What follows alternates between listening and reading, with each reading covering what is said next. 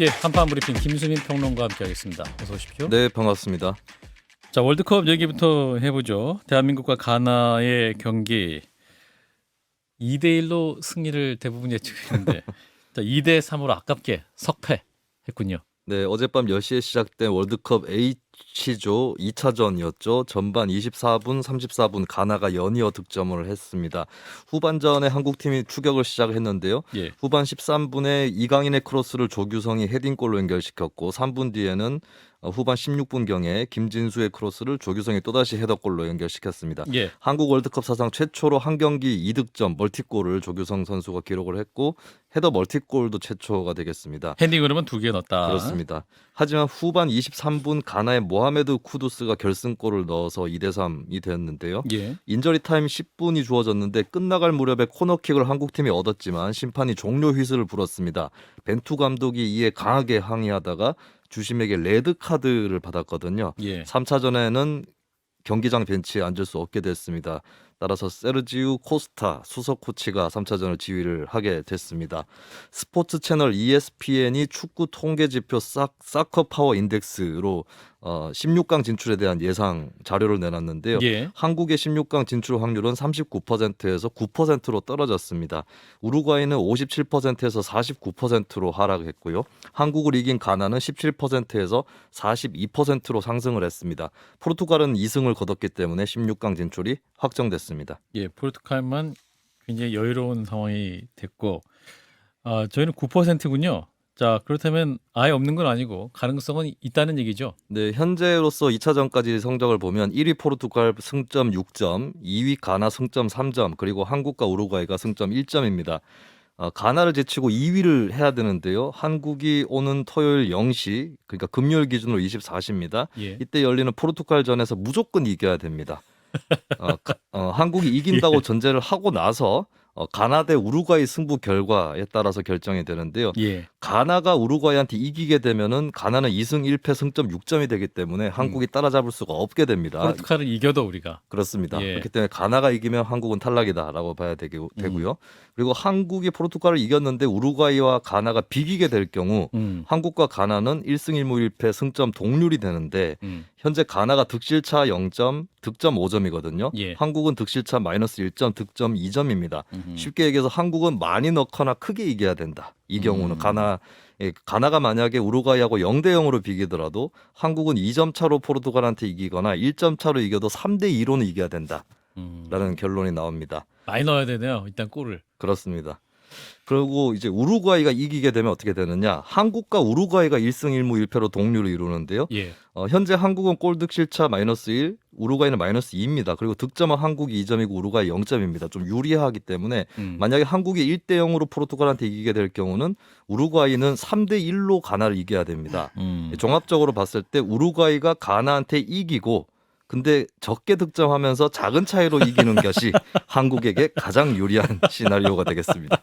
우루과이가 가나를 1대 0으로 이겨주고 대한민국이 포르투갈을 한 3대 0으로 이기면 우리가 올라가는 거네요. 그러면. 그 네, 그렇습니다. 아니, 대한민국은 그냥 1대 0으로만 이기더라도 그 경우에는 16강에 진출을 하게 됩니다. 우루과이의 선전을 기원하게 됩니다. 예, 무조건 우루과이.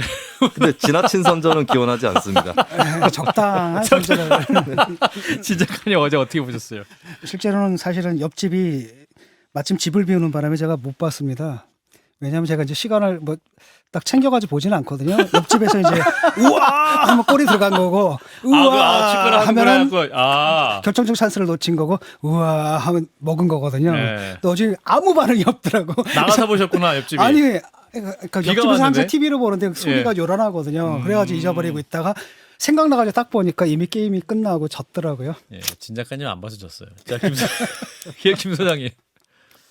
저는 어제 일 끝나고 집에 들어가서 전반전 18분부터 보기 시작을 했는데요. 일이 어제도 그렇게 많으셨습니까? 예, 전반전에 점유율이 높을 때를 한참 못 봐갖고 좀 아쉽긴 했는데, 뭐 세트도 잘 하고 사실 이제 이 양쪽 윙에서 자꾸 센터링을 집어넣어서 골을 만들려는 것 외에 좀 전술이 단조로웠던 점이 되게 아쉽고 어제도 여전히 손흥민 선수가 전반에는 중앙을 좀 파고들려고 했는데 그 스프린터 실력이 안 나오더라고요. 그러면서 후반전 좀 밖으로 뺀 다음에 이제 이강인이 들어오고 나서 완전히 좀 판이 뒤집히지 않았습니까? 그렇죠.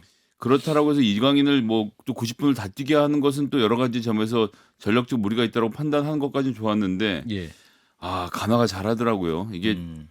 2019년 축구협회도 없어질 만큼 그러니까 축구계 자체는 엉망진창인데 A매치는 잘 못해도 잘하는 선수들의 피지컬도 워낙 좋고 세트피스 훈련이 제대로 돼 있어서 3골 아마 지금 유효슈팅에서 3골을 다 먹은 걸로 지금 제가 그렇게 봤던 것 같은데. 유스팅 3개에 3골 예. 다 넣었습니다. 그건 뭐 보면서 좀 놀랐고 마지막 3번째 골은 사실 운이었잖아요. 김민재가 막고 있었는데 거기가 헛발질을 하는 바람에 엉뚱한 사람이 골을 얻는 장면이 좀 굉장히 아쉬웠습니다. 예, 아쉽네요.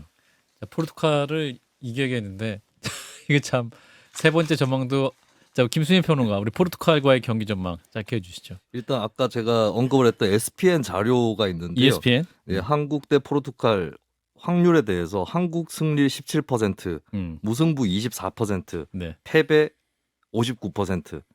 질 확률이 59%다. 네, 그렇게 예측이 됐는데 이게 또 스포츠 승부는 선거 같은 거하고는 다르지 않습니까? 선거에서 여론조사에서 17% 지지 나온다 그러면 당선되기 어렵지만 예. 네, 공은 둥글고 지구도 둥글기 때문에 그렇습니다. 우리가 역대 전석에서 앞서지 않습니까? 예, 딱 한 번 해봤는데 딱 한 번 이겼습니다. 2002년 우리 한일 월드컵 때.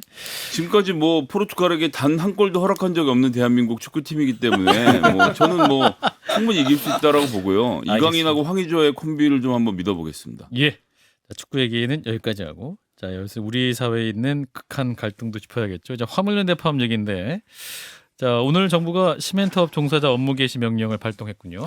네, 정부는 국무회의를 열어서 시멘트 분야 운송 거부자에 대한 업무 개시 명령 발동을 결정했습니다. 윤석열 대통령은 자신들의 이익을 관철하기 위해 국민의 삶과 국가 경제를 볼모로 삼는 것은 어떤 명분도 정당성도 없다라고 화물연대를 비판했는데요. 예. 제 임기 중에 불법과는 절대 타협하지 않을 것이다라는 말도 남겼습니다.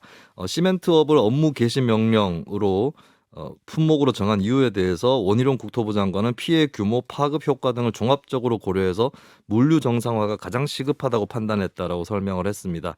업무 개시 명령이 송달이 되면 운송 거부자는 다음 날 24시까지 업무에 복귀를 해야 되고요. 예. 정당한 사유 없이 의무를 이행하지 않을 경우는 운행 정지 및 자격 정지, 3년 이하 징역이나 3천만 원 이하 등의 이하 벌금에 이런 형사처벌 또 받을 수 있습니다. 예, 자 정부의 이러한 업무 개시 명령, 자, 화물연대는 노동계 반응 어떻게 나오고 있죠? 네, 화물연대 측도 강력 맞대응을 시사했습니다. 업무 개시 명령을 두고 화물 노동자에게 내려진 계엄령, 사문화된 법 등의 표현을 썼고요. 예, 헌법 제15조 직업 선택의 자유를 침해한다라고 지적을 하면서 강제노동 금지, 결사 자유를 규정한 국제노동기구 ILO 핵심 협약 위반이다라는 지적을 했습니다. 예. 이미 어제 민주노총과 공공운수노조는 2천만 회원 조직인 국제운수노동자연맹과 공동으로 ILO와 유엔에 서한을 보내서 개입을 촉구했었습니다. 예. 그럼 여기서 엄정된 입장을 밝힌 정부 입장 듣겠습니다. 김수상 국토교통부 교통부 실장 전화로 연결하는데요. 인터뷰는 사전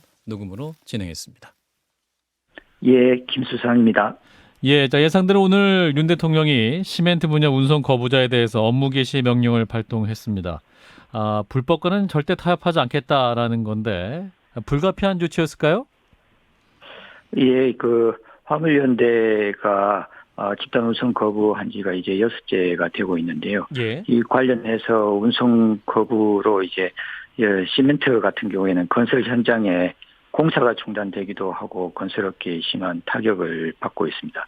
저희 이제 뭐 국토부 입장에서도 보면은 지방청에서 발주하는 국도나 터널 공사의 타설도 지금 뭐 한 80곳 정도 이제 중단되고 있는 그런 상황이고요. 예, 그래서 국가 경제 피해를 최소화하기 위해서 업무 개시 명령이 불가피했습니다. 예, 정부 입장은 그러니까 전국 대부분의 건설 현장에서 공사 중단에 대한 우려 때문이다라는 입장인데 오늘 이제 오후에 국토부와 지자체 공무원, 경찰로 꾸려진 76개의 팀이 그 일제 현장 조사에 나섰다고 하는데 어떤 조사를 하시는 겁니까? 업무 개시 명령을 이제 송달을 하기 위해서 일단 운송 거부자를 이제 파악을 해야 되거든요. 예. 그래서 현장 조사를 나간 것입니다. 그 업무 개시 명령을 송달 받은 운송 사업자나 종사자는 송달 다음 날 자정까지 이제 철회하고 복귀해야 되는 거죠? 예, 그렇습니다. 예. 그런데 이게 지금 업무 개시 명령서를 받지 못하면 효력이 발생하지 않는다. 이 기사들이 주장하게 되면 어떻게 되는 겁니까? 그런 경우에는 이제 우편 송달이라든가 예. 공시 송달 그런 그 이제 행정 절차법상에 정해진 절차로 진행하게 되겠습니다. 예. 그런데 만약에 이제 기사들이 받지 못해도 효력이 없다라고 주장을 하면 지난 2000년 의학분업에 반발한 의사들의 파업 때처럼 분쟁이 또 발생할 수 있다 이렇게 주장하고 있습니다.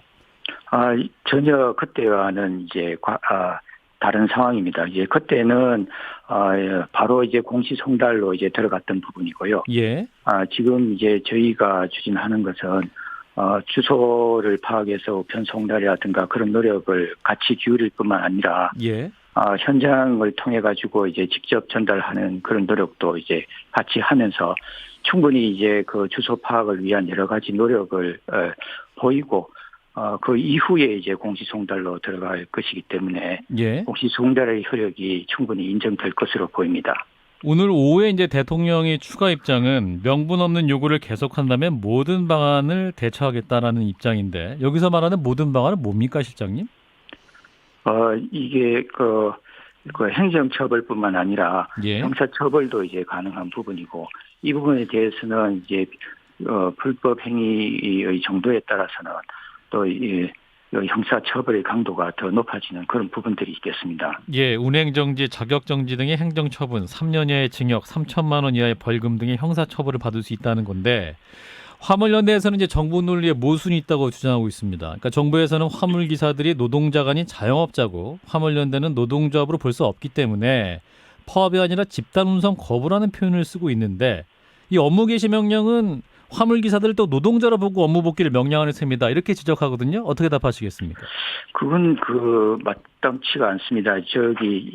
업무 개시 명령 자체는 예. 운송 사업자인 그 운수업체에도 저희가 내리게 됩니다. 노동자뿐만 아니라 예. 이제 법인에 해당하는 운송 사업자에 대해서도 내릴 수 있는 부분이어서 예. 이 부분은 이제 노동자이냐 자영업자이냐 그런 부분들을 가리지 않습니다. 그리고 뭐 의료법 같은 경우에도 고용된 의사가 있고 또 이제 병원을 경영하는 의사도 있지 않겠습니까? 예. 그런 부분에 대해서도 이제 있는 만큼 그런 부분은 이제 전혀 다른 내용이겠습니다. 그 차 한 대를 가지고 트럭 한 대를 가지고 이제 개인 사업자 영업하시는 분도 있을 텐데 이제 그런 분들은 개인 사업자가 영업을 하지 않겠다는 게 왜 불법이냐? 정부는 무슨 권리로 영업을 개시하라 말하느냐? 이런 입장이거든요. 어떻게 답하시겠습니까? 그것은 이제 헌법에 그 여러 가지 권리가 제약될 수가 있고 예. 법률에 의해서 제약이 될 수 있지 않습니까? 예. 거기에 대한 제약을 화물자동차 운수사업법에서 아주 특별한 경우에 이제 제한을 해서 이제 국가 경제에 미치는 영향 등 이런 것들을 고려해서 발동하는 부분입니다. 그래서 이 부분이 발동 요건이라든가 이런 부분들이 행정부의 재량에서 마구잡이로 되는 부분이 아니고 국가 경제에 미치는 영향 등 이런 부분들을 신중히 검토해서 하는 부분이어서 예. 그런 말하고는 좀 맞지가 않겠습니다. 예, 법과 원칙대로 하신다라는 입장이신데 어제 이제 화물연대와 정부가 첫 협상이 있었습니다. 결렬이 됐는데 이제 화물연대 요구는 안전운임제 일몰제가 아닌 영구화 그리고 품목 확대를 요구하고 있는 거 아니겠습니까? 예, 예, 정부 입장은 뭡니까? 아무것도 받아들일 수 없다 이건가요? 이게 그 안전운임 제도 취지하고 배경을 먼저 고려를 해야 되는데요. 예. 그 3년 전에 이제 안전운임 제도가 이제 들어올 때는 명칭 그대로 화물차의 이제 과적화로 과속을 방지해서 교통 안전을 위해서 이제 최소한의 이제 운임을 정하는 그런 제도입니다. 예. 이 부분이 이제 계속 진행되려면은 기본적으로 평가를 해서 교통 안전 개선 효과를 봐야 되는데 예. 그 개선 효과가 불명하다는 겁니다. 전체 자동차 사망자 수나 사고 건수는 감소했는데 이 사업용 특수차의 경우에는 그 사망자 수나 사고 건수가 오히려 증가를 했던 부분입니다. 그래서 이제 안전 효과 자체가 불명확한 부분이어서 이 부분을 이제 좀 더 지켜보고 하고 품목 확대도 제도의 정착이라든가 이런 것들을 보고 하자는 게 저희 생각인데요. 무작정 이 품목 자체를 이제 확대시키면은 소비자나 국민 부담만 늘어나는 그런 불합리한 처사가 일어난다고 봅니다. 화물연대의 입장은 정부가 이제 관련 문제를 계속 지속적으로 협의를 하기로 약속을 해놓고 관련해서 전혀 협의를 하지 않았다는 건데 그동안 어떤 노력하셨습니까, 정부는? 지난 6월 달에 화물연대 그 집단운송 거부 있을 때 이제 저희 국토부가 예. 그 안전운임 제도 TF를 만들어서 논의를 하자고 화물연대에 요청을 했습니다. 예. 근데 화물연대가 그걸 거부를 했어요. 화물연대가 왜냐하면- 거부했다. 네네. 이 안전운임 제도가 기본적으로 이제 품목이나 이런 부분들이 일몰연장도 법 개정 사항이기 때문에 국회에서 논의할 사항인데 왜 국토부가 TF를 만드느냐 이렇게 이야기를 해서 정부에서는 그동안 이렇게 마련을 했는데 또 다른 이제 변경이나 양보를 요구하는 게 그 부분이 마땅한 논리가 아니다 이렇게 말씀드릴 수 있습니다. 그럼 내일로 예정돼 있는 2차 교섭이 있는데 지금 실장님 말씀하신 거 들어보면 화물연대나 국토부 입장은 전혀 바뀔 게 없어 보이는데요. 이제 저희도 이제 그 안전운임 제도나 그 밖에 이제 화물연대가 어렵게 생각하는 부분에 대해서는 저 합리적인 요구에 대해서는 저희도 열린 마음으로 그 경청을 하고 그 받아들일 자세가 되어 있습니다. 예. 그래서 추가적인 부분에 대해서는 계속 논의를 하면은 그 부분에 대해서는 그 논의를 계속하면서 해야 될 것 같습니다. 품목 확대 요구는 합리적이지 않다고 지금 정부는 생각하고 있는 거잖아요. 그렇습니다. 아까 말씀드렸다시피 지금 현재 있는 두 가지 품목 자체의 교통 개선 효과가 제도 도입 효과가 불명확한데 추가적으로 무작정 늘리는 것이 불합리하지 않겠습니까? 알겠습니다. 입장 여기까지 듣겠습니다. 고맙습니다. 네, 감사합니다. 네, 국토부의 김수상 교통물류실장이었습니다. 예, 정부 입장 들으셨고요. 자, 이제 국토부 입장 들어오면 주요 정점의 품목 확대라든지 일몰제 폐지 이런 부분에서 전혀 화물연대 입장과는 접점이 안 보입니다. 이 상황 어떻게 보시는지 진 작가님부터. 일단은 뭐 업무 개시 명령 이게 과연 그 효과를 낼 수 있을까 싶거든요. 이게 제가 볼 땐 좀 종이칼 같아요. 이 문제가 사실 2004년에 이게 도입된 거 아닙니까? 그러니까 예. 그때부터 실행된 건데 한 번도 발동된 적이 없지 않습니까? 예. 발동되지 못한 데는 나름대로 이유가 있는 거거든요. 두 가지가 이제 위헌성인데 예를 들어 가지고 조항을 보면 굉장히 애매모호하거든요. 심각한 위기. 근데 그 심각함의 기준이 뭔지 모르겠어요. 근데 두 번째로는 뭐냐면은 또는 그런 위기가 올 거라고 판단될 때 이걸 누가 판단하는 거죠? 예. 기준도 없는데.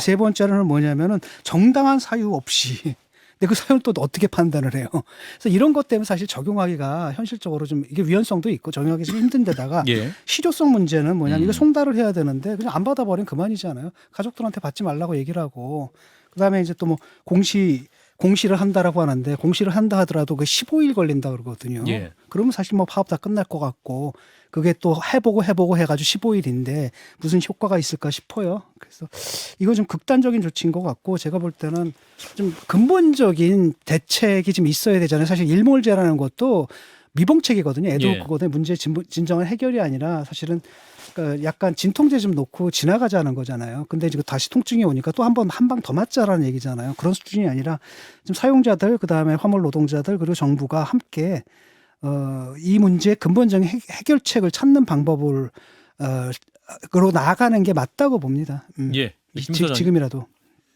근데 이제 진 작가님의 말씀처럼 평온한 정부면 그렇게 볼 수 있겠는데 지금 쭉 나오는 흐름을 보니까 경찰이 우체부를 동행해서 집으로 찾아갈 모양입니다. 그래 가족들에게 전달을 경찰이 하도록 집 앞에 가서 하겠다는 건데 그 한동훈 장관 집 앞에 가서 덧탐사한 걸 가지고도 가족들 왜 건드리냐고 굉장히 국민들이 분노했다라고 지금 보도가 나오고 있는데 경찰이 우체부랑 같이 찾아가서 가족들에게 받으라고 강요하는 게 지금 정상적인 국가인지 이런 발상이 지금 여권과 대통령실에서 나오고 있다는 자체가 놀랍고요. 국토교통부와 화물연대는 제가 듣기로는 여러 가지 지점에서 타협점도 찾을 수 있고 논의를 하고 있는데 예. 예, 업무 개시 명령을 갑자기 지금 내리면서 경색된 국면을 만드는 것은 대통령 본인이라고밖에 볼 수가 없습니다. 이것은 민주노총의 조합원이 114만 명인데 이게 전체 노동자의 4%밖에 안 되는 강성노조 민주당 전이대라고 이름 붙였던 윤석열 대통령이 노조 자체를 대화의 상대로 보지 않는 것이죠. 그런 상태에서 이 노조들을 길을 꺾고 제압을 하면 보수 유튜버들 포함해서 자기 진영에서는 지금 인기를 끌 수 있을 거라 생각하고 좀 강경한 대응으로 나간다는 점에서 좀 이상하다고 생각하고요. 예. 그리고 지금 국회에서 논의 과정도 마찬가지인데 국민의힘 제가 좀 알아봤더니 국민의힘 쪽에서 두 가지 요구하고 있답니다. 화물연대 파업을 철회하라. 그러니까 법안 논의를 위해서 첫 번째가 화물연대 파업 철회고요. 두 번째가 대통령실 이전 그 예산 깎은 거 복구해야 법률 논의 들어가겠다. 지금 대통령은 국가 위기 상황, 경제 위기 상황으로 규정하고 업무 개시 명령까지 내리고 있는데 국민의힘은 고작 대통령실 예산 문제를 가지고 이걸 지금 붙잡고 있는 데다가 게다가 파업을 해제하면 법령을 논의하겠다는 게 말이 되는 얘기입니까? 그래서 현실 인식이 좀 아니하다는 생각이 드네요.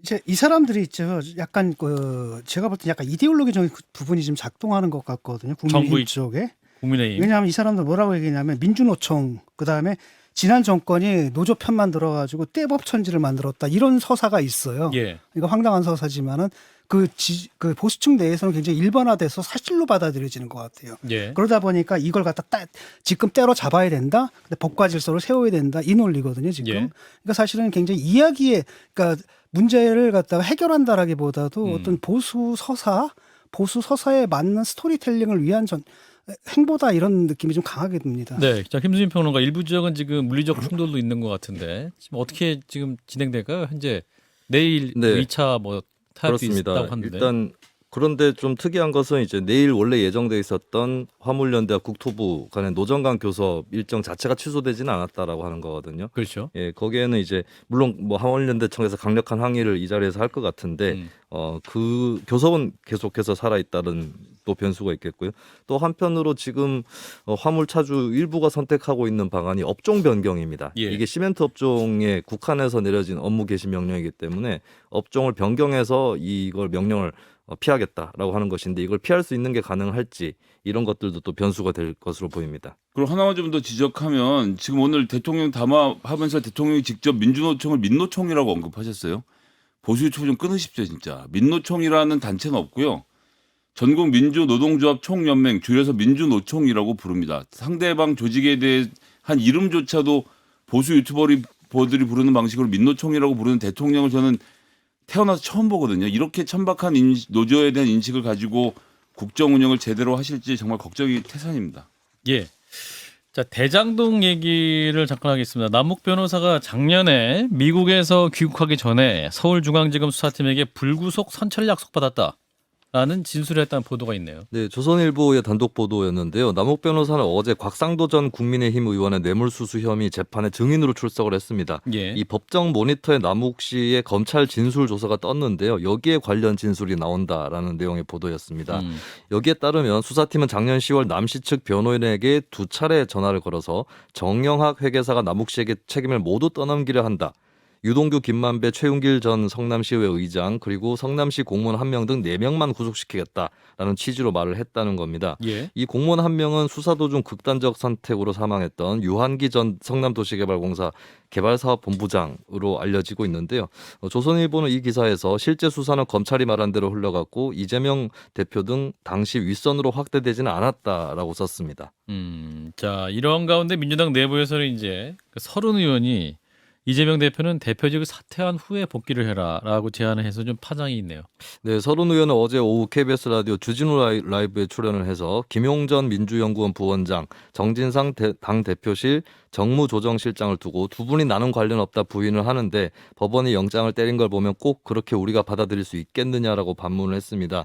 그러면서 이재명 대표가 국민에게 사과하고 대표직을 일단 사퇴하라고 제안을 했는데요. 예. 나는 떳떳하기 때문에 혼자 싸워서 돌아오겠다라고 선언하고 당대표를 내놓는 것도 한 방법일 수 있다라고 하는 것이 서른 의원의 의견이었습니다. 예. 자 일단 남욱 변호사의 진술 좀 어떻게 보시는지 자 친 작가님부터. 검찰에서 그런 취지의 말을 했다는 것은 아마도 사실일 겁니다. 이제 다만 그것이 이제 사건 수사를 축소하기 위한 것이었냐, 그거는 좀 다른 해석의 여지도 있거든요. 예. 예를 들어서 귀국 정용하기 위해서, 그러니까 들어와라. 너 들어와라. 지금 너 안 들어오게 되면은 정령하게 다 너한테 뒤집어 씌운다. 그다음 또 다른 한편으로 안심해라. 우리가 볼 때는 딱 너는 구속 안 될 것 같거든.라고 하면서 아마 회의하는 과정에서 그런 얘기를 한 것일 수도 있는 거죠. 그래서. 예. 아직은 이 사실 자체만 가지고 거기서 사건 수사를 축소하려고 했다라는 결론으로 넘어가기에는 약간 비약이 있는 것 같아요. 예. 자 김 소장님은?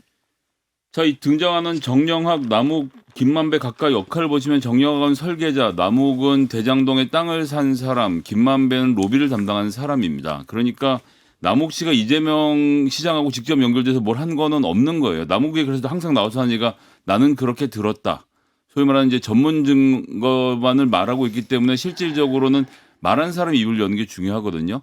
김만배가 로비해서 이재명 시장이 거기에 넘어가서 이런 돈이 오고 갔다가 이 사건의 기본적인 라인입니다. 그 라인에 따라가려면 김만배 씨의 증언을 들으면 되는 문제라서 남옥신 뭐 자기 하고 싶은 말을 계속 바꿔가면서 하는 상황으로밖에 보여지지 않네요. 당시 그 서울중앙지검에서 수사를 할 때 예. 횡단법은 뭐냐면 사실은 좀 강력한 수사를 하지는 않았거든. 정권 눈치를 보면서 그건 사실인데 또 다른 한편은 뭐냐면 그 당시엔 핵심 증인인 남욱이니 이런 사람들이 입을 다물고 있었단 말이죠. 그렇기 때문에 강력한 수사를 했어도 좀 들어가기 힘든 부분이 있었죠. 예. 자, 이재명 대표 사법 리스크를 두고 당내에서도 얘기가 많이 나오는데 김수진 평론가, 이 얘기가 서른 의원이 얘기했습니다만 더 확대될 수 있다고 보십니까? 일단은 지금 뭐 비명계 의원 움직임을 보면 반성과 혁신이라는 연속 토론회를 열어가지고 예. 민주당의 방탄 정당화를 우려하고 또 팬덤 정치로 인한 사당화를 비판하는 그런 흐름이 있고요. 예. 또 이낙연계 싱크탱크 연대와 공생 같은 경우도 공식 토론에서 비슷한 취지의 발언을 이어가고 있는데 어느 정도 이제 당에 좀 이 대응을 둘러싼 균열 이런 것들을 일단 보이는 것 같고 이 대표가 이제 여러 가지 의견들이 나올 텐데 어느 예. 방향으로 수렴을 할지 이것이 이제 남아있는 관건이겠습니다. 네. 뭐 여기에 대한 또 이재명 대표 입장도 좀 나와야 될 필요도 있어 보이는군요. 자, 김수진 평론가였습니다. 고맙습니다. 네, 감사합니다. 좋아요? 구독! 알림 설정.